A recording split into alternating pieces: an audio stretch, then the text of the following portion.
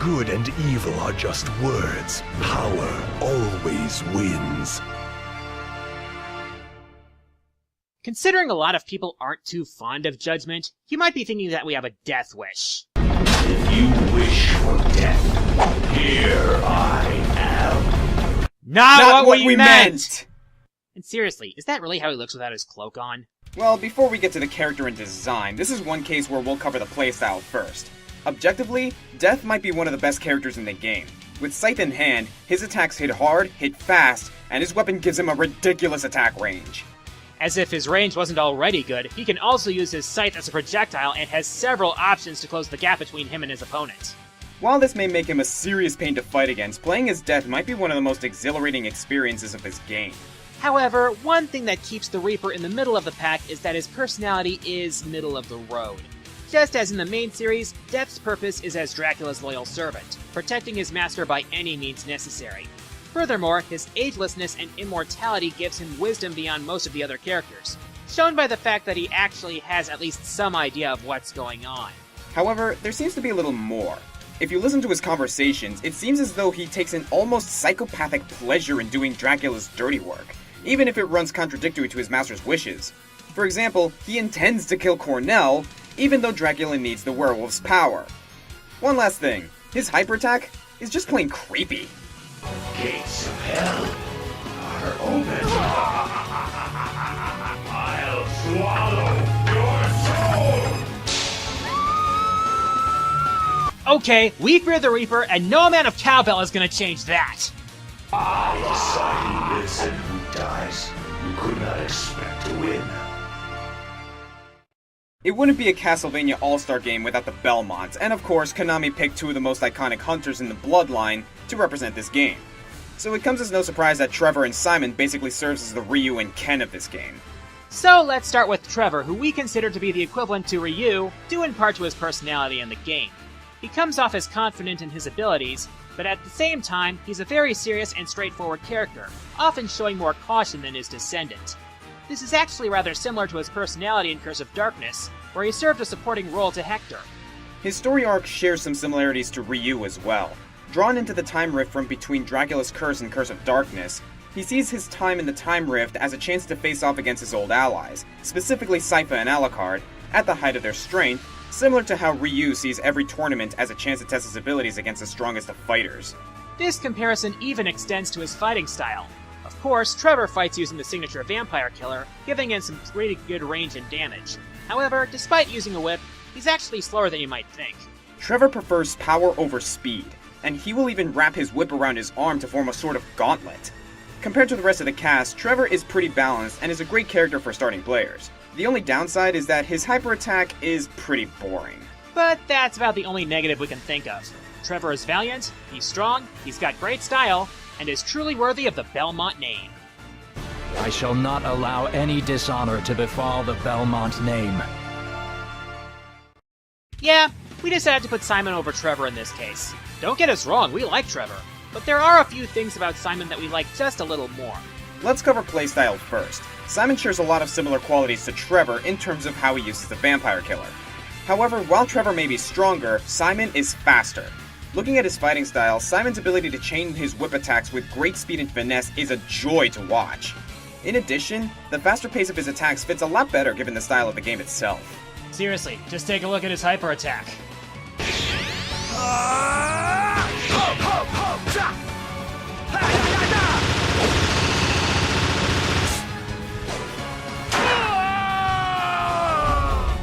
That is the power of a Belmont. However, the biggest differences between Simon and Trevor comes in their personalities. In contrast to Trevor's more serious attitude, Simon is more brash and cocky, often forcing his way through situations, as well as being a bit of a hothead. Basically, Simon is this game's Ken to Trevor's Ryu.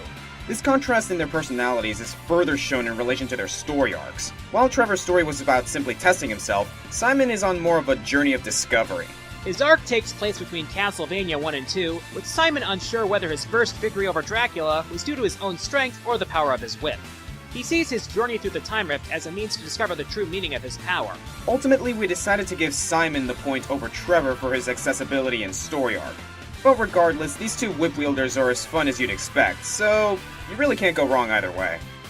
The vampire killer will cleave your soul! Okay, I got a question. Why does Alucard bear a striking resemblance to Sephiroth? On second thought, don't bother answering that. The point is, Alucard is Alucard, and he is damn good. All throughout the series, Alucard has served as the noble anti-Dracula, both in skill and in character, and Judgment is no exception. In his story arc, Alucard has been witnessing the many battles between his father Dracula and the heroes who have opposed him. Now seeking a way to destroy Dracula for good, he finds himself caught in the rift and confronts his father's servants followed by Dracula himself. In the battle that follows, Alucard proves that he has the strength to defeat Dracula at his full power. Throughout his story arc, as well as his appearances in other stories, Alucard shows his stoic resolve as well as his maturity, the kind that can only be tempered through centuries of life. He maintains his determination through a self-imposed mission, as well as providing insight to others, regardless of how others see it.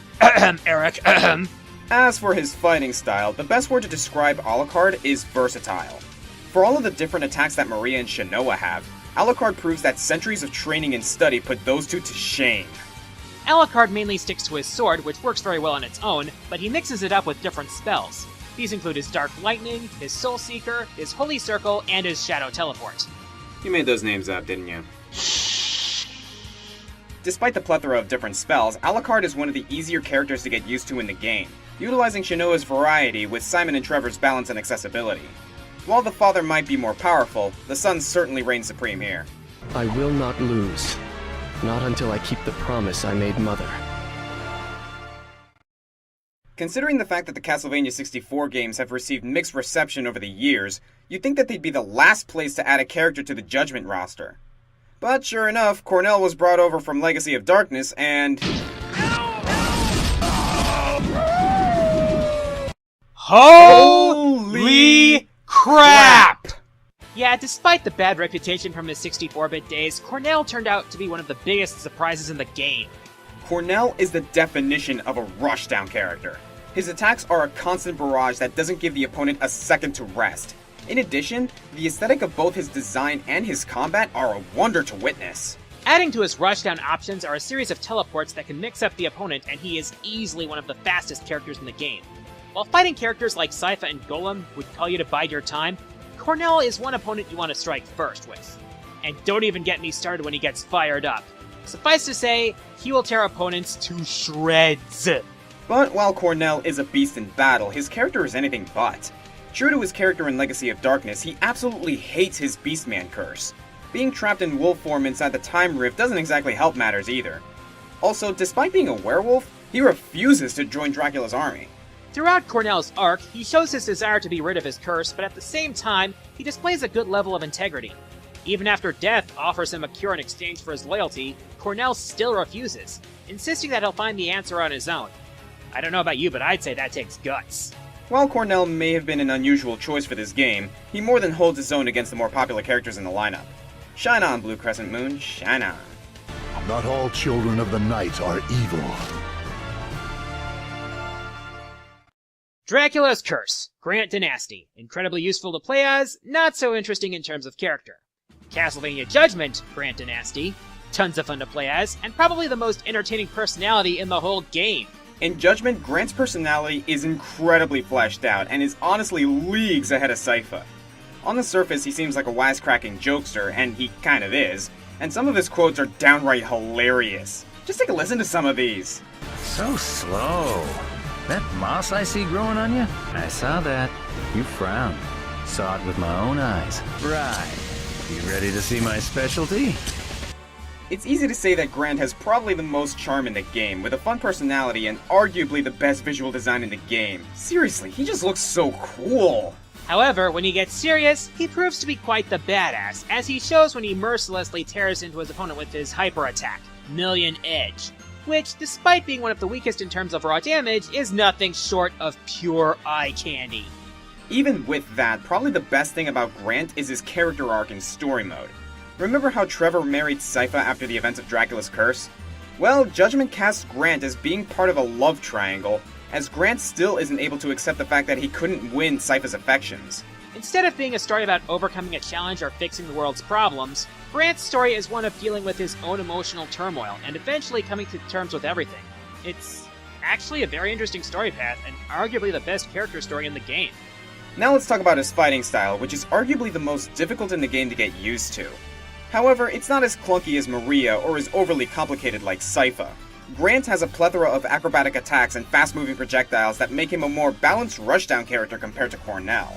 Grant is all about mobility, staying on the move to trip up your opponent while dealing a stream of constant damage, whether it be his barrage of slashes or a shower of blades and needles. Compared to most of the characters, Grant's battle style is all about finesse and flash, and it's just a wonder to look at. Grant was incredibly close to making it to number 1, but just like his relationship with Trevor and Sypha, he comes up a bit short. However, he's fully accepting of that, and that's why we love him. What do you think? Like what you see? Huh? Okay, this might have seemed obvious given my first list of the month, but like we said, this was actually really close. I mean, base and Proto Man close. But by process of elimination, our pick for the best character in the game is Aeon. In terms of the characters that were brought into Judgment from the rest of the series, Grant easily got the best treatment. But Aeon barely managed to win out in this case, despite this being his only appearance in the series. Let's start with his personality, and in all honesty, his appearance says a lot about that personality. He has a gentlemanly manner about him, always talking to everyone in the cast in a proper manner.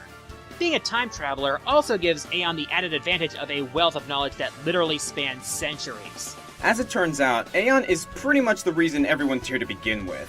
You see, Aeon is a guardian of the fabric of time and space, much like Saint Germain from Curse of Darkness, and possibly related to him. When Galamoth sets his trans-chronological plan into motion, Aeon gathers the other characters into the Time Rift, hoping to find one among them capable of stopping Galamoth's plan by defeating his servant, the Time Reaper.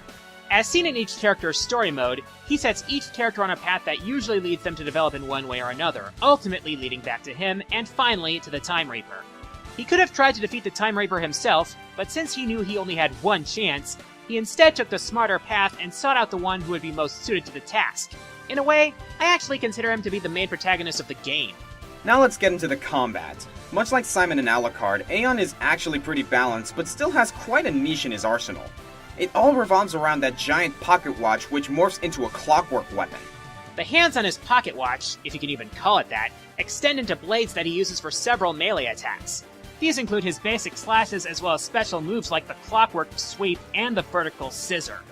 In addition to being a swordmaster, Aeon also has the uncanny ability to manipulate time itself. He has a teleport that distorts time around him to create an afterimage, he has a counter that can collect stacks that he can then use to bring time to an abrupt halt, and that plays into his hyper attack, Requiem of the 13th Hour. This move is the only hyper attack in the game that has a startup time, but is also unavoidable if Aeon isn't interrupted. If he pulls it off, Aeon will send his opponent into a time flux where he will then send a barrage of clockwork blades to ravage them. However, not before delivering some words of wisdom to his opponent. Jealousy of the whip does not excuse your arrogance with the lance. Aeon has something different to say to each opponent he catches in this move, making it one of the eeriest but also one of the coolest hyper attacks in the game. Konami really put a lot into this character, and it shows. His role in the game is clear, he has a great personality, his fighting style is fun and accessible, and he's just overall an interesting and lovable character. While this game remains a critically and objectively subpar game, these two video game enthusiasts still find a lot to love about it, and we're happy to announce Aeon as the greatest character in Castlevania Judgement. I'm the Quarter Guy. And I'm the Green Scorpion. And while I would love to see a sequel to Judgment with more characters in Titan Combat, I'm not holding my breath. Why? Because this game got panned by the fanbase? No. Because Konami.